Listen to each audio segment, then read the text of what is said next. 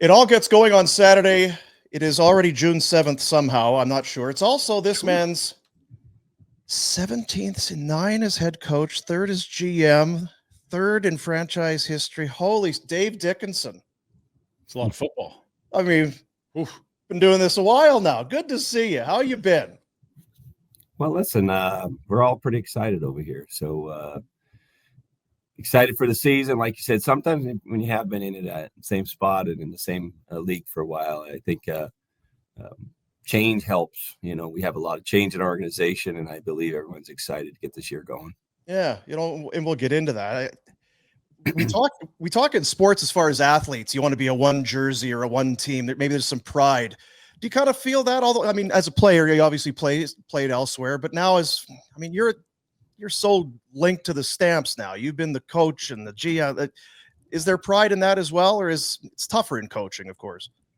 No, I mean, I preach loyalty, you know, and there's not a lot of it in sports anymore, you know, and essentially I'm trying to preach that, and I feel like I've lived that, but very appreciative for my opportunities, and I'd like to stay here as long as they'll have me. I want to win, though. That's like the bottom line is you work this hard, you put in this much time, make it count.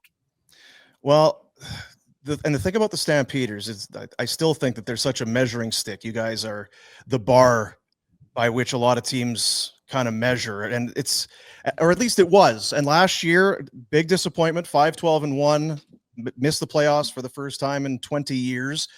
And you always hear teams, it's unacceptable. We're not going to be making changes. Well, you guys, like, talk is not cheap. You made sweeping changes. Coaching rooms are different.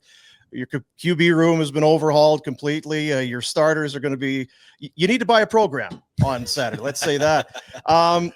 So the changes have been made. How do you feel heading into week one compared to a year ago, knowing that you've made all these changes, obviously with the hope of being better? Yeah. So I think change does, you know, brings energy, but it does bring stress as well, because when you're used to each other and you know what to expect, and you've already established the standard, all those things, it's a little bit easier when you have veterans and you have the same group. But I like what our coaching staff has done. Yeah, we have 8 of the 10 guys basically in different spots. So it definitely has been a different training camp. But I feel a different energy as well. And I think the players have responded to it. You know, I'm now able to, you know, not have a program, but early in camp, I was really checking my roster out as well. I mean, I'm not sure we're going to have 12 new starters on defense, but we could. That's crazy talk. You know, you just don't do that. Yeah. But we did bring in some real good CFL vets. You know, we will have with Flo showing up here, Derek Moncrief, Damon Webb, Miles Brown. We have some really good CFL players. In fact, you know, I do feel like we still have that veteran presence in the room. They just haven't been with us necessarily the previous year, but that could be good because, like you said, it wasn't our year. We didn't play to our standards, so we needed to change. I'm totally with you on the energy thing. You bring a whole lot of new people. They're going to be excited to play the first game for the Stamps, and it means guys are fighting for where they are in the pecking order and what position's mine. The flip side is that probably comes with a bit of trepidation about how's this all going to come together. So how does it feel after training camp, and how was training camp at sort of building your confidence in this new group? So definitely the trepidation is there for me because I don't necessarily feel like we can just have a lot of time to gel.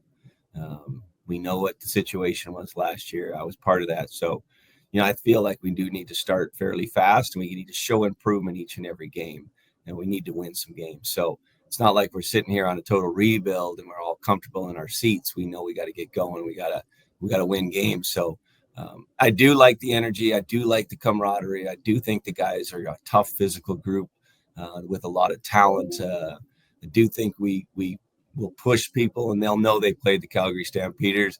But are we going to step up and rise up in prime time? Are we going to do the right things to win games? That was what we didn't do in the past. Let's see what this group does. Is it the same ingredients to bake the cake if you're trying to have a winning CFL team in 2025? You've been doing this for so long now. I don't mean to make it sound old. I'm older than you are. You're older than me. Anyway, it's not about that. I just want, suddenly maybe this aspect is more important, or we need more veterans or youth or speed? We want athletes and good people. We know all that, but is it maybe a little bit different now than maybe even 10 years ago? Or Maybe. does that change? I'm going to tell you what, you win and lose a lot of times with your quarterback play. I mean, I would consider it like in hockey with the goalies. You can get by. If you've got the best players on the ice and you just got a solid goalie, you'll get by. And you'll win a lot of games. But we feel like for us, our quarterback room, we've got to make sure we're at one of the top in the league. We want to make people try to defend the entire field. We want to use our feet more. We want to be a dual threat quarterback. And we've got lots of guys in the room that we think can do that now. And now we just got to make sure the two things I think you win and lose football games is turnovers. We call it own the ball. If we get more than them, we're going to win a lot of games. And then penalties. It's, can we keep our poise? Can we play a rough, tough game without necessarily taking dumb penalties? We do those two things. I think we have enough talent in the room. I know we've got guys that are all in. I do believe we'll win a lot of football games. So tell us about the Vernon Adams acquisition. How did it come to be? We obviously see Rourke show up there and you're like, okay, how many chefs do they need in the kitchen? They also go over the cap that gets you another pick. Thank you, BC. But, how long have you been trying to acquire, and what have you seen since he's gotten into town? We knew we were making a change at quarterback. So that was going to be an obvious thing there. We wanted it to be VA. We weren't exactly sure. BC still had the cards. They could have traded them to anybody, really. So we thought we made a pretty good deal. We didn't even give up a first rounder for a guy that I think was potentially midway through the season, the lead horse for the MOP. I've liked Vernon for a long time. I've wanted to work with him. When he's going, he's right up there with anybody. He can run, he can pass, he's tough, he's crafty, he has energy, he has leadership. Guys gravitate towards him. And when he's going, I believe he's as good as anybody. The one thing that gets him sometimes by running, and he's not the biggest guys, are injuries. And then once you're not maybe as mobile, you're not running and take that away from your game. Sometimes his games, his production has dropped a bit. So he's excited to be here. We got him, and then we really felt good with the PJ Walker deal we made last year as well. We think that was a heck of a trade with Toronto. I think I've got myself a guy that could easily be a starter in our league and a damn good starter. So the difference with our quarterback room this year is I just feel we're more athletic. We can push the ball down the field more, and I just believe ultimately we'll be a better team. That's going to be probably the most noticeable change, won't it? Just the quarterback dictates just how the offense looks and how the offense plays. And I just think for fans that show up on Saturday, or maybe they get to a few games a year, that's going to be, we're not going to shovel dirt on anybody that was here before, but he's a dynamic playmaker. And that's just, there's a real potential for some excitement there. Yeah. And I think, he's a little bit of a riverboat gambler. I mean, he's okay with taking chances. Bo Levi, the guy we'll be playing against, is certainly right in that category. So, sometimes with Bo, I remember he'd make a throw and I'd be like, oh, and then it was so perfect. We still completed it into two guys covering. And I'd be like, yeah, Bo, that was a hell of a throw. I think Vernon's got some of the same attributes. I mean, he does gamble. Like I said, we still want to own that ball, but I don't think that he's going to be as scared to take his chances down the field. And we brought in a bunch of size, a bunch of physicality at receiver. That seems to be the guys that have worked best with him because he will take those chances. And he has clicked in his one preseason game. He looked really good. Yeah, let's talk about the receivers. I knew Damian Alford, first overall pick, 6'6". When you lay eyes on this guy and he shows up and puts on the red and white and he's got the horse on the helmet, and 6'6" at the receiver spot that's almost a unicorn for the CFL. Yeah. He's the worst part on him is he pulled his hamstring a couple weeks ago. So he hasn't really been going the last 2 weeks. Now he is starting to practice. He's the one that hamstrings are dicey too, because, if you get him in there a little sooner and they really, really go, now you're looking at months. But he's 6'6" and runs well, but we still have, we signed Dominic Rhymes. He's 6'4.5", Tevin Jones, 6'2". Really, to be honest, we don't have any receivers under 6 foot that aren't basically strong. Jalen Philpott's probably the smallest guy, and he's one of our most dynamic playmaker type of guys.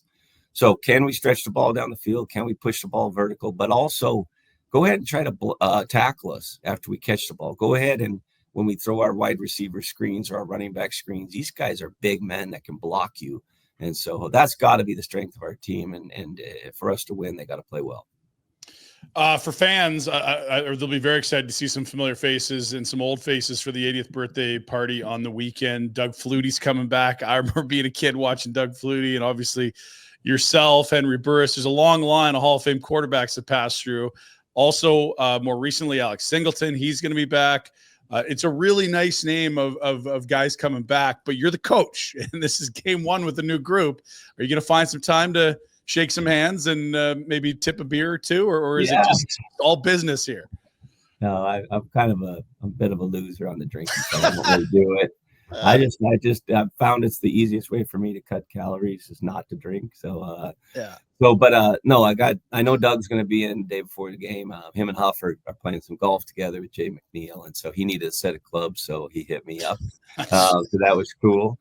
I talked to Alex. Alex to me really does a lot of things that went well in his career.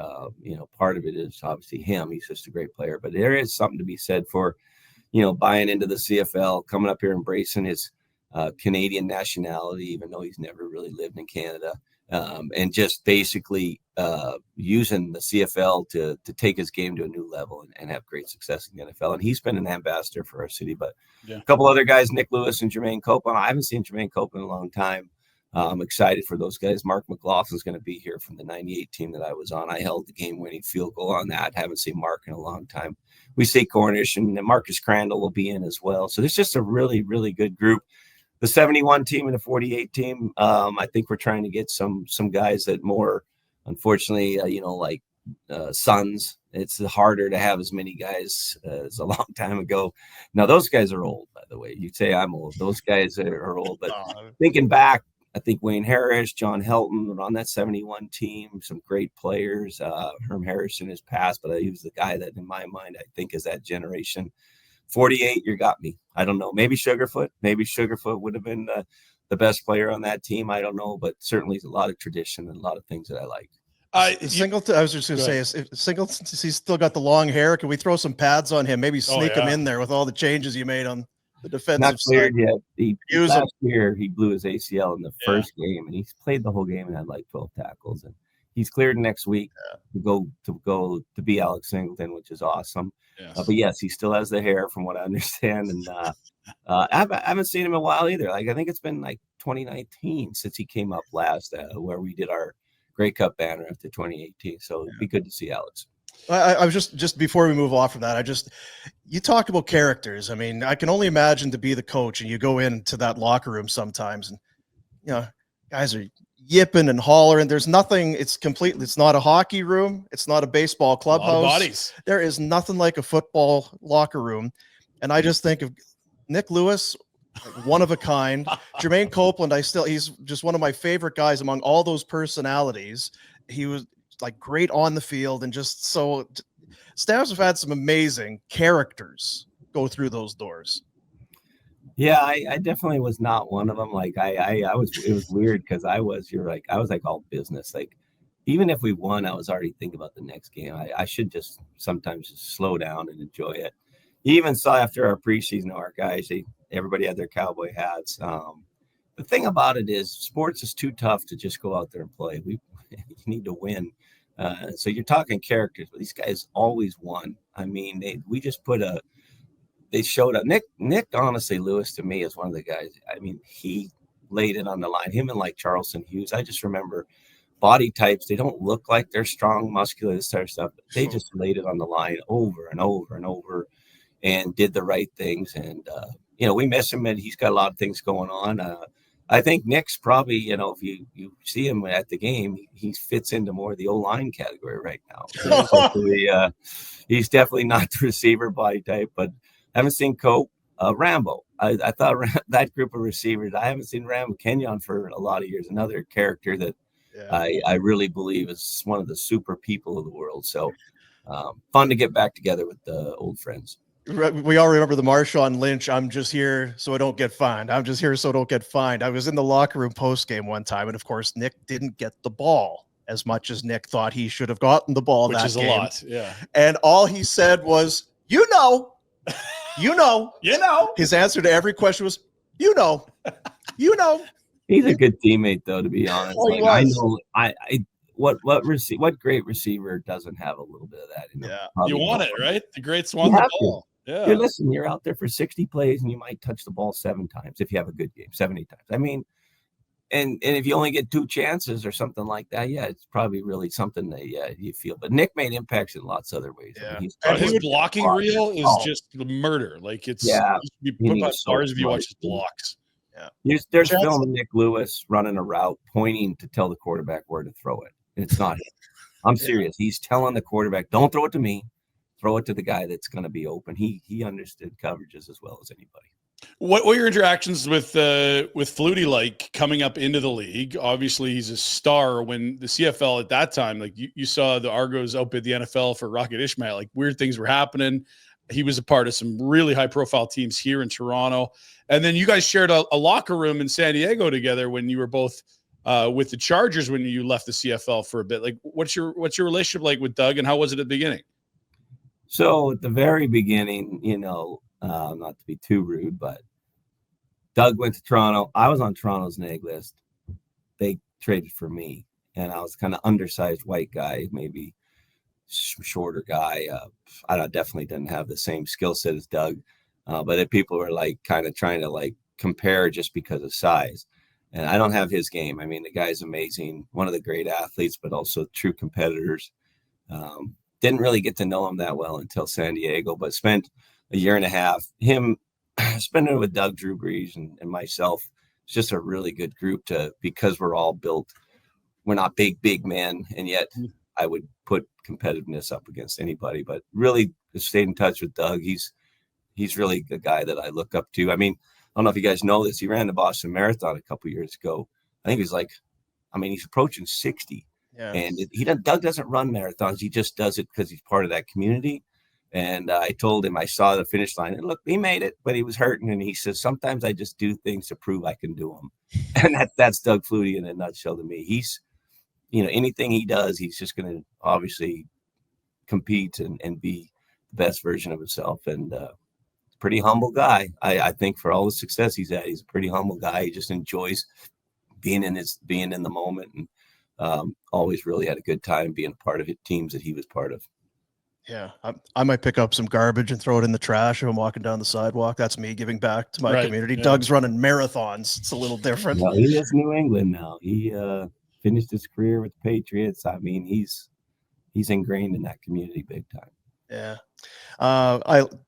We don't need to get back into this year's team, but I just think you know what? You put it out there. I started the conversation by saying a lot of teams can, we're not going to stand for this, and it's not acceptable, and our logo, we're better than that. I mean, you made some tough calls. There were some, I just know some of the players that were traded or let go, and some of the coaches that left, that they've been here a long time. That's putting the team first, and that's not easy to do. That had to have been, in a lot of ways, and I'm guessing for a lot of those guys, very hard for you. Yeah, so essentially, I feel like all of us, everybody was kind of let go, and new organization went a different direction. They just hired me as a new head coach because there's no people here that were really around. Even we did a difference in the front office, and we made changes everywhere. And I feel very fortunate that they felt that I was capable to lead a new group of men and a new group of coaches. I think obviously I have a track record. I know I can do it, and I'm excited to give it an opportunity. But it does feel like, it's brand new. It's just, I'm just in the same city. It's a new head coach, but it's not because I'm in the same city. But this organization made change, and they just said, you lead it and find the right people to make those changes. And I've actually changed. I'm doing more on the defensive side of the ball. I'm trying to be more involved in other areas, as well as in scouting and finding things. A tough decision, Jay. You let good football players go. You let good coaches go. And you just understand that that's the reality of what happens in sports. Is sometimes you just need people in a different city. You need to try to get different personalities. You got to also give people different opportunities. But the goal is still the same: is to play good, solid football, generate buzz, gel for the Grey Cup. Our organization as a whole, I believe, is taking a lot of positive steps. The turf has been great. The turf here was an issue, and the guys are responding. We put in a new weight room. We put in a new players lounge. We've got The Flames catering has taken over our food orders over here, and it just feels like the guys want to be here.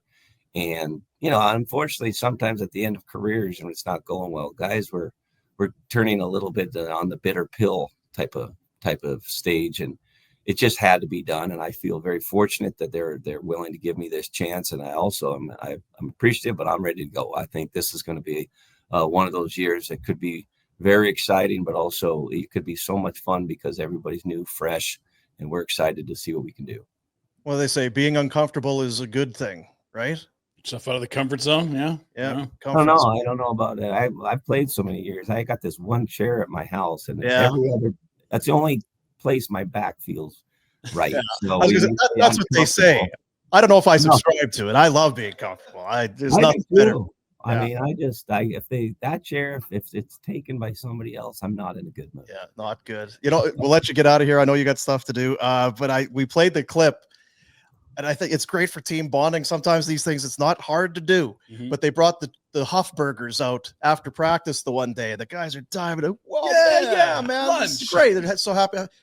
Dickinson's not having one of those. Are you still a non-burger eater? Yeah, I mean, I'll eat them. I don't like them that much. What is I'm really weird. Like you said, I don't drink it. Now chicken burger would have probably gotten eaten. But I don't know why. Yeah, my dad claims I'm still. I don't know. I don't like watermelon. That's the thing. My dad. He's coming up for the game. He's 85. No way. And, oh yeah, him and my mom. And then, but I remember as a kid, he'd just say, "You're one of one. No kid doesn't like watermelon." I still don't like it. So. Goodness gracious. I frustrate a lot of people with my eating habits. Well, you know what? You just don't coach in Saskatchewan and you'll be just fine. That's perfect. Yeah. We don't like watermelons either some weeks. maybe there was something into that. I never liked watermelons. So, hey, I've never liked the Riders. So there you go. There you go. Dave, congrats. Truly, huge respect for the changes and putting it out there and getting it done. Best of luck this weekend. Big game coming up. Best of luck this season. You're just one of my favorite guys. Appreciate your time as always. Thanks for having me on. We'll do it again. Thanks. All right, cheers. Hey, buddies. Thanks for watching. We appreciate it. Also, if you could throw in a like and subscribe, it does help us out with what it is we are doing. And check out more at flamesnation.ca.